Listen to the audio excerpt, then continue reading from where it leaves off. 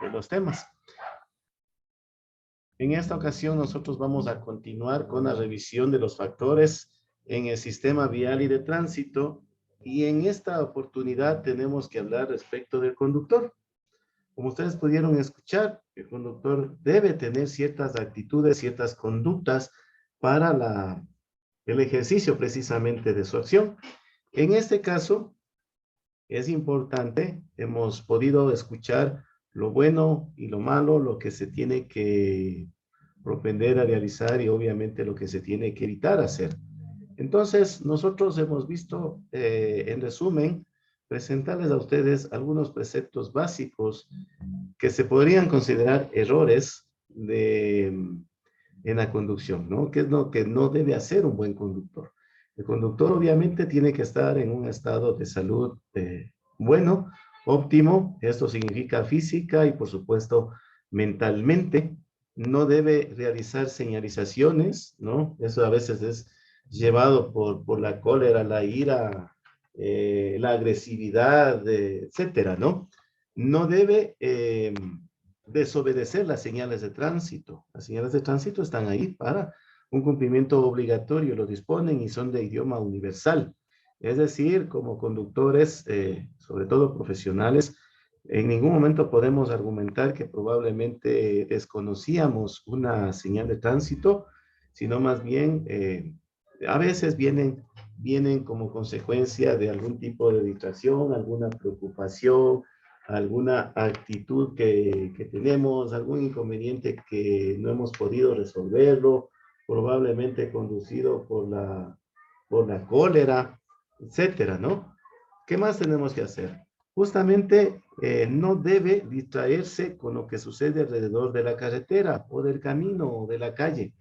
Debe dedicarse exclusivamente a hacer lo que le corresponde. Significa esto tampoco que tiene que, en un supuesto y un exagerado de criterio, manejar como robot.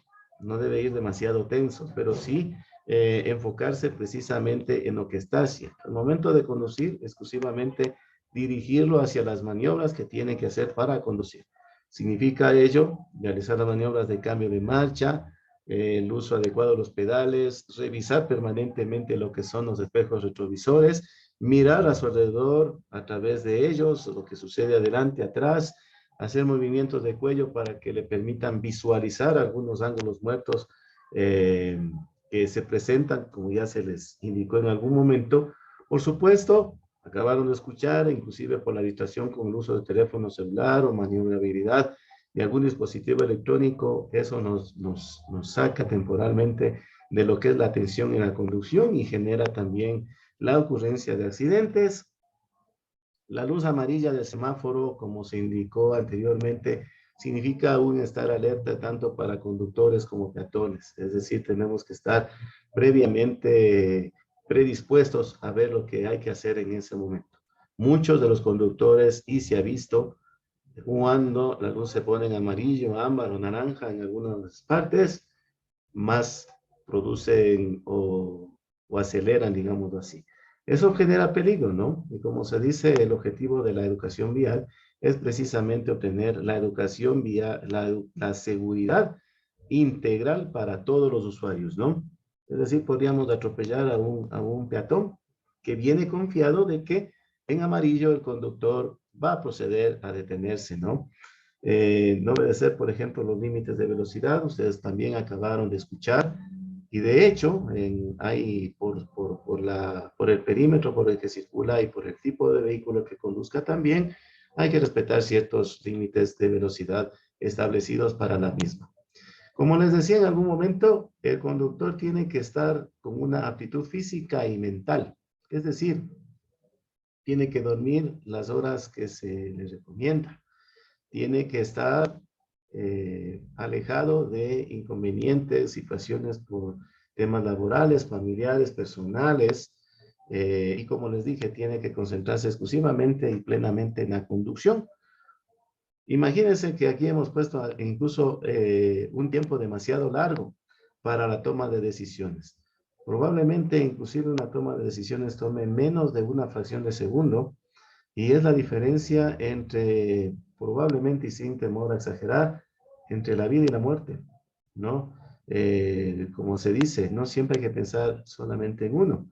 Una maniobra mal realizada, una toma de decisión equívoca, una reacción tardía de parte del conductor ante un estímulo imprevisto podría ocasionar atropellos, impactos, pérdidas de vidas humanas y por supuesto, esto depende en algún momento cómo se manifiesta, ¿no? Y no con ello quiero decir que de pronto un conductor Nobel nuevo, que apenas está comenzando con su conocimiento, no pueda tener la experiencia. Hay también excepciones de la regla y también podría darse que un conductor experto, entre comillas, llegue a un estado de confianza sobrevalorado y olvide de ciertas actitudes y conductas que tiene que hacerlo en el ejercicio precisamente de la conducción.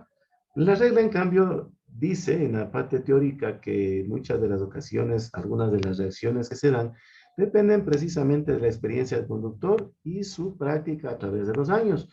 Y este tipo de habilidades que van adquiriendo son del orden perceptivas, atencionales, motoras y cognitivas. En ese caso, en el tema o durante la conducción, incluye, por supuesto, como les digo yo, el sistema emocional. ¿Qué tan preparados estamos para una respuesta que probablemente no la programamos? Es un imprevisto, son situaciones complejas, son situaciones difíciles y por supuesto el sistema motivacional y actitudinal.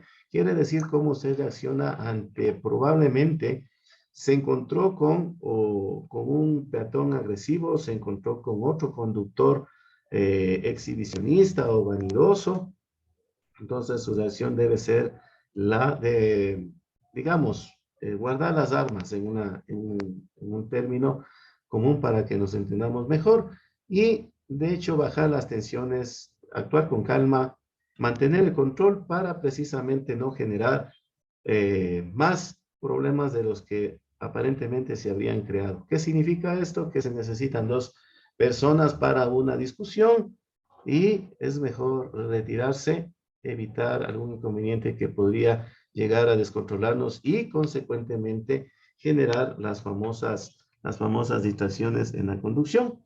Entonces, aquí tenemos unas temporalidades respecto de la toma de decisiones, ¿no? Por ejemplo, en la toma de decisión, primero es el momento de la asimilación, es decir, usted recibe el estímulo, entiende cuál es la razón que le puede hacer reaccionar y eso justamente se da por lo que estaba manifestado arriba, ¿no? Aquellas habilidades perceptivas, que son, en otras palabras, justamente estas capacidades motrices eh, de tipo corporal que justamente hablan de una, ¿cómo les puedo decir? El desarrollo motor que se adquiere usted desde sus primeros años, digámoslo así, ¿no? Es una formación que no la hace hoy, no la hace a partir del momento que está en un curso de conducción, sino más bien ya son capacidades que se hicieron o se formaron desde su infancia, ¿no? Es el proceso que integra justamente el afectivo social, lo que generó el desarrollo, si usted en algún momento recibió un desarrollo adecuado o en su defecto también, pues yo obviamente con eso no quiero estigmatizar a nadie, probablemente tuvo algunas acciones reprimidas en la infancia, ¿no? Eso es en cuanto tiene que ver. El tema de la asimilación también guarda justamente con las habilidades atencionales. Correcto. ¿Qué tan capaz es el ser humano ante un recurso externo reaccionar, ¿no? ¿Cómo define su atención? ¿Cómo hace referencia a la atención de mantener voluntariamente el interés por una actividad específica, podríamos decirlo, ¿no? Esa es un poquito una explicación a profundidad, aunque parece que estos conceptos también les dan en relaciones humanas, ¿no? Pero por lo menos damos el el criterio general, ¿no? Entonces, en la toma de decisión, como les decía, usted asimila, usted decide y finalmente tiene la acción. Entonces, dentro de las habilidades motoras, podemos decir que se encuentra, es una habilidad motriz en el tema de la coordinación de los movimientos, desde los más pequeños hasta los más representativos, ¿no? Que justamente cómo usted moviliza sus miembros, sus dedos, cómo coordina las acciones con la vista, con el tacto, con el oído. Eso es de orden las habilidades motoras, ¿no? Una coordinación entre los sentidos que usted tiene. Y por supuesto, al final tenemos otra fase, otra etapa de la toma de decisiones, que es precisamente la acción. Y estas guardan relación con las habilidades cognitivas, ¿no? Justamente guarda relación con el momento en que usted ya procesa la información, es decir, el uso de la memoria. Algunas acciones ya son memorizadas, como se dice, mecanizadas dentro de nuestra cabeza, ¿no? La percepción y, por supuesto, el pensamiento que nos hace ser analógicos, ¿no? Analizar todas y cada una de las decisiones posteriores que tenemos. Es decir, en ese momento nosotros ya pensamos en las posibles consecuencias que podrían generar nuestras reacciones en ese momento, ¿no? Entonces, sin pecar de caer en lo demasiadamente teórico, es importante tomar en cuenta que la toma de decisión del conductor ante un estímulo, ante una situación de emergencia, ante situaciones imprevistas, es precisamente la asimilación, la decisión y, por supuesto, la acción. Nosotros en este tema también tenemos que recordar una cuestión, ¿no? Se nos había manifestado también de que lo más adecuado, lo más prudente para el conductor era mantener un límite de velocidad adecuado conforme a la zona donde estaba, no excedernos en la misma, por cuanto por lógica, y nos habrán recomendado también nuestros mayores, un vehículo a altas velocidades, probablemente en una época de lluvia, con elementos dispersos ajenos a lo que es la calzada en la vía, puede ser una suma de factores que llevan a la peligrosidad, ¿no? Y ya, por supuesto, a que se den graves consecuencias en el mismo. Entonces, habíamos hablado en la lámina anterior respecto de las aptitudes físicas y mentales del conductor, y aquí vamos a detallar de a poquito, ¿no? En el tema de los factores que influyen justamente en las condiciones físicas y mentales del conductor, tenemos, por supuesto, varias relaciones entre los mismos, ¿no? La fatiga y también el sueño y la somnolencia guardan bastante relación, porque de pronto usted ha conducido muchas horas, no ha tenido el descanso entre lo que se conoce pausas activas, la noche anterior no durmió correctamente y eso precisamente, aunque no lo queramos creer, genera precisamente la aparición de la fatiga. Y una vez que tenemos un conductor fatigado, por más que usted interiormente trate de dominar sus emociones y sus acciones, el cuerpo lamentablemente también es una máquina, ¿no? Una máquina natural que requiere el respectivo descanso. El descanso es reparador. El sueño, como menos de unas 8 horas, va a darle a usted una capacidad de desarrollo al día siguiente óptimo. Y de no hacerlo, justamente, ¿qué es lo que sucede con usted?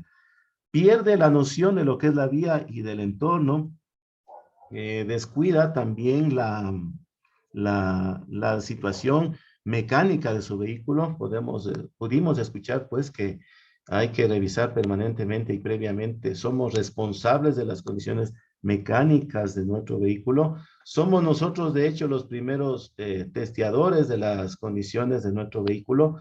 Somos quienes más le conocemos a nuestro vehículo y detectamos algunas señales que pueden justamente prevenirnos de alguna consecuencia. En ese sentido, si podemos nosotros corregirlo hasta donde dé nuestra capacidad, lo haremos. Caso contrario, tendremos que acudir a un mecánico, un taller de confianza, ¿no? Justamente en esto tenemos que relacionar que la fatiga justamente merma algunas condiciones físicas y por supuesto mentales de usted mismo. No está en un término, digámoslo así, en 100% para poder reaccionar, ¿no? ¿Qué es lo que sucede también con el sueño y la somnolencia? Esta tiene a su vez ciertas causas y por supuesto efectos. Las causas, como hemos dicho, no hubo el descanso reparador, no tuvieron las horas de sueño adecuadas y por supuesto los efectos precisamente es una aparición de los microsueños, pierde el control sobre la vía y por supuesto ahí vienen las consecuencias, ¿no? Accidentes, colisiones, volcamientos y probablemente a veces no los percibimos. Es importante que cuando usted sienta, detecte las primeras molestias en ese sentido, una picazón en los ojos, como que está, digámoslo así, cabeceando, por decirlo menos, detenga su vehículo, pare la marcha, busque el descanso y proceda después a reiniciar la marcha de la misma. Es muy importante tener en cuenta estos aspectos. No podemos nosotros sobreesforzar a nuestro cuerpo. No debemos bajo ningún concepto sobreesforzar. Podemos tener prisa por llegar, podemos estar con una emergencia, probablemente alguien nos esté esperando, pero también debería entender que es preferible llegar tarde a, en un extremo, no llegar, ¿no?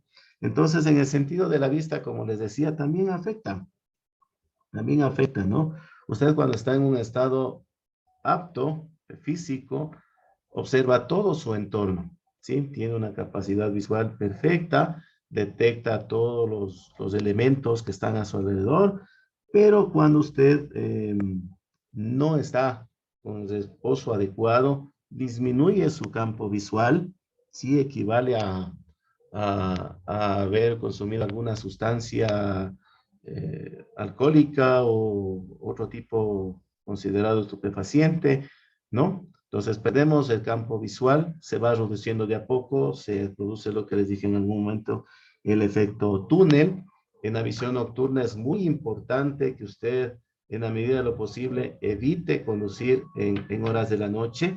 Hay lugares en los cuales lamentablemente no hay la cantidad de iluminación donde usted tiene que estar mucho más atento y por supuesto, el no estarlo, que es lo contrario, generaría situaciones de peligro que probablemente nosotros primero debemos identificar previamente esos factores de riesgo para evitar consecuencias lamentables y por supuesto hay el tema que se da con el deslumbramiento.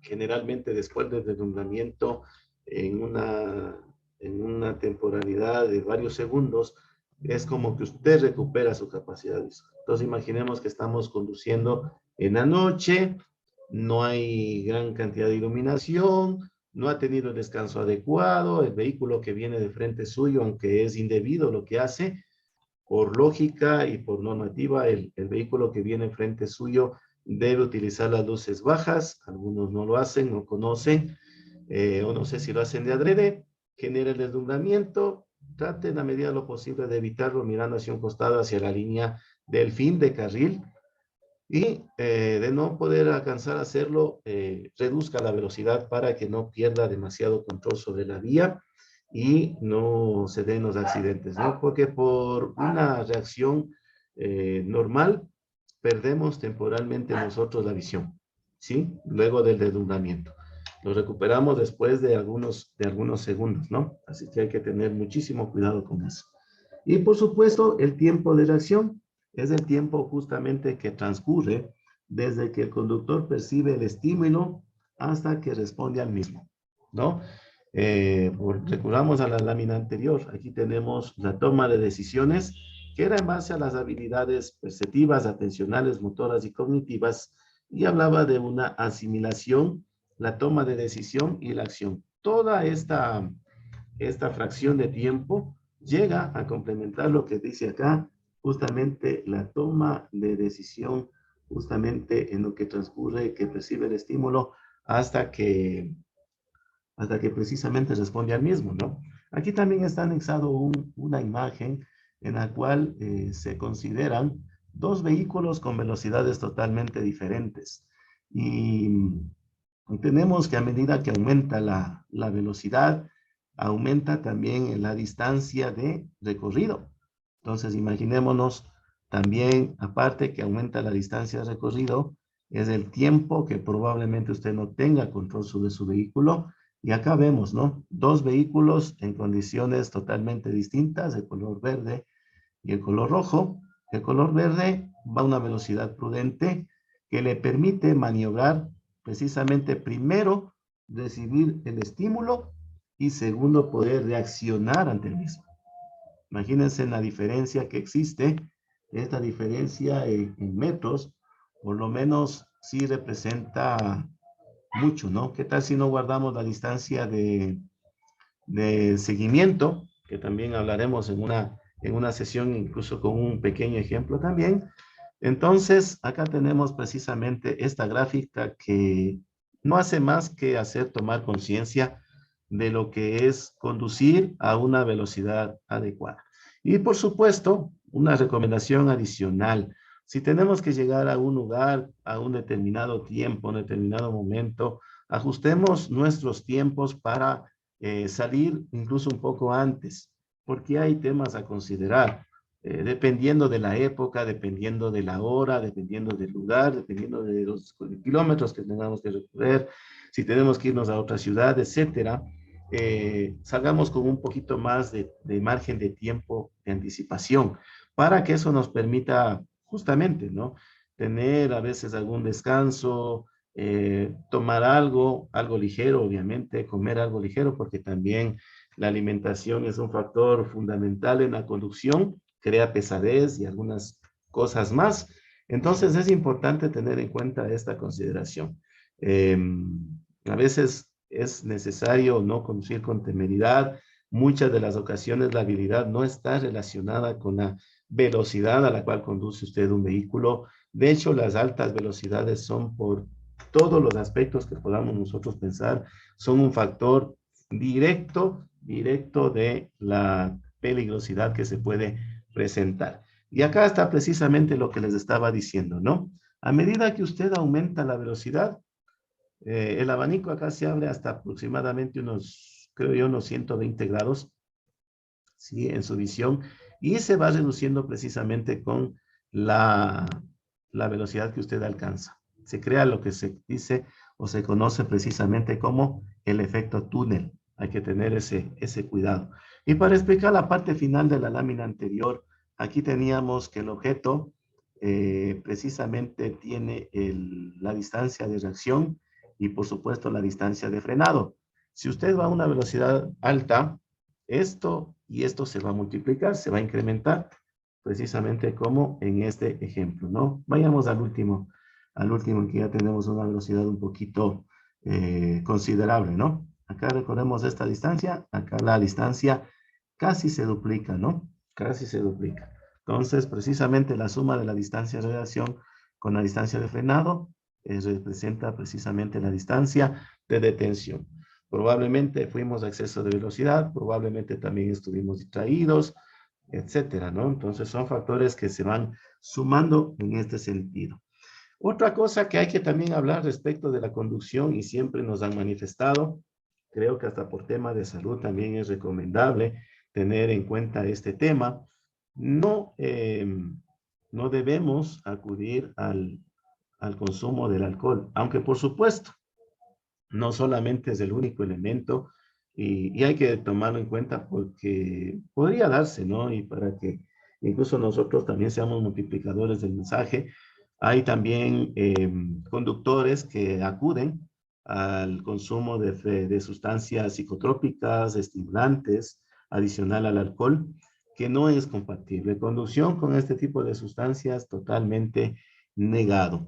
Y aquí también tenemos los niveles de alcohol por litro de sangre o decilitro de sangre, que son precisamente aquellos que definen el tipo de contravenciones y consecuentes sanciones que hay, ¿no? Imagínense que solamente el 0.1% ya es es consecuencia de alguna contravención, ¿no? Entonces tenemos que guardar mucho cuidado. Cuando vayamos a conducir, es preferible una sola gota de alcohol, porque de paso nuestros cuerpos lo asimilan de distinta manera. Hay personas que con gran cantidad de alcohol no llegan a perder la conciencia. Otras personas que son muy sensibles a la ingesta del alcohol, con la mínima sustancia, prácticamente ya pierden el control de sí mismos, ¿no?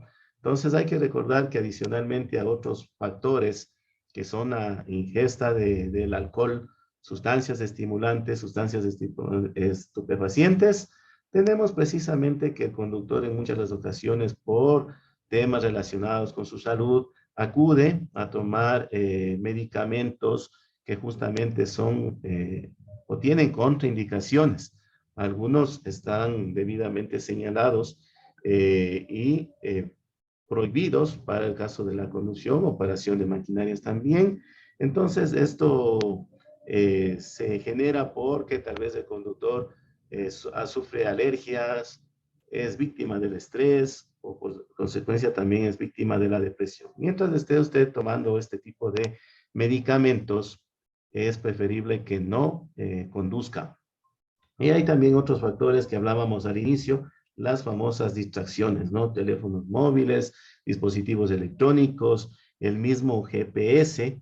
Y por supuesto, es recomendable que usted antes de utilizar el dispositivo móvil se detenga en un lugar seguro, pare totalmente la marcha del vehículo, haga la señalización respectiva y proceda a comunicarse, ¿no? No estamos en la capacidad de hacer varias cosas a la vez, como dijimos al inicio. El conductor tiene que concentrarse precisamente en las actividades propias de la conducción. Por lo tanto, el tema este, o usando tal vez los sistemas manos libres instalados en el vehículo, está en un 50-50. No, analizándole un poquito más profundo esta recomendación, yo creería que es recomendable que no. ¿Por qué?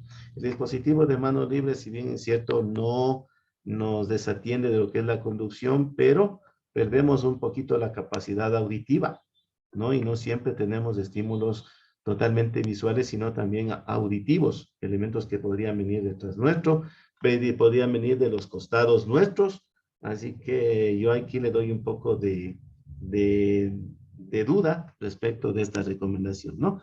Solamente, como les dije en un inicio, los dispositivos puede usted manejarlos cuando esté parado o estacionado, o en su defecto, si usted no va solo, que sea preferentemente su acompañante quien le ayude con la maniobra, sobre todo si está en una ciudad que no conoce, en un lugar que no conoce, quiere llegar a un destino, a una dirección, por supuesto el uso del GPS podría ayudarlo, ¿no? Y acá viene la solución para en parte de los pequeños inconvenientes que se había hablado antes, ¿no? Las horas de sueño que son necesarias. ¿Por qué?